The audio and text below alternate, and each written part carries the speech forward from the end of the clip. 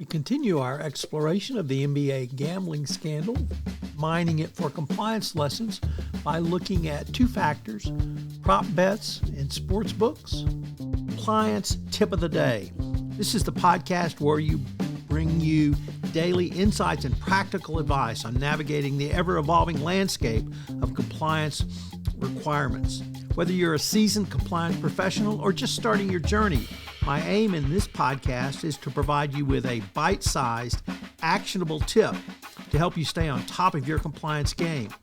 And now I'd like to say a few words about the latest podcast on the Compliance Podcast Network, AI Today in 5 with 5. Thrilled to announce the inaugural episode of my latest podcast series, AI Today in 5. I wanted to do a short, curated set of stories and news stories about AI for the compliance professional and the greater business professional.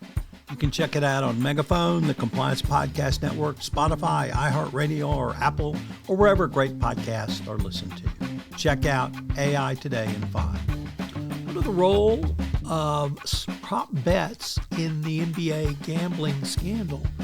And what's the role of sports books in detecting anomalies that they can bring to the league's attentions? We explore both in this short podcast.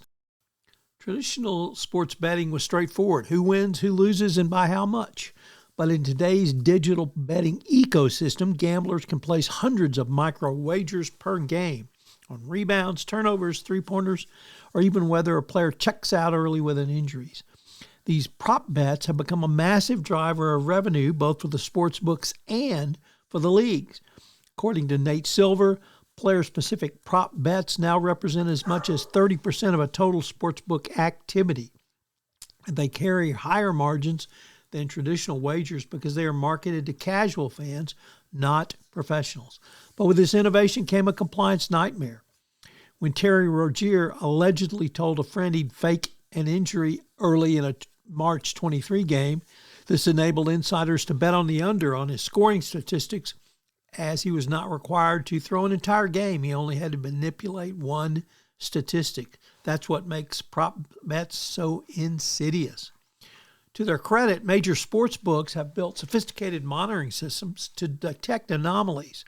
There are compliance analytics engines of the betting world.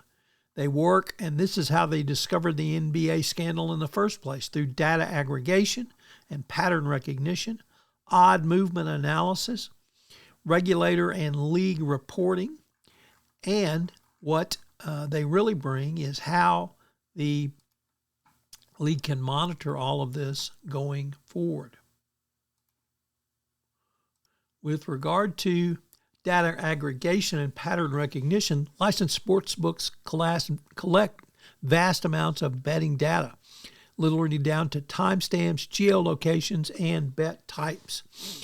These regulated sportsbook have a know your customer framework akin to AML rules. They know exactly who is betting and how much. This allows them to flag sudden spikes in specific markets or betting clusters. 2, odd movement analysis. Sophisticated betting algorithms continuously monitor line shifts. If insider information leaks, such as a player's plan to sit out, odds will move dramatically before the official announcements. Sportsbook cross-reference these shifts against bet timing to determine whether someone is acting on non-public material information. 3, regulator and league reporting. When patterns suggest insider activity, sportsbooks are legally obligated to report suspicious activity to state gaming commissions and to the NBA's integrity unit. That's exactly how the Rozier bets and before then Jonte Porter's suspicious unders were also determined. So what are today's 3 key takeaways? Well, it's simply these 3. Number 1, data aggregation and pattern recognition. Number 2, odds movement analysis. And then 3, regulator and league reporting.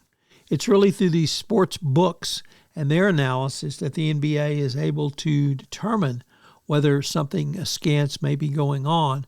And so in this instance, they operate as the data analytics component of a best practices compliance program going forward.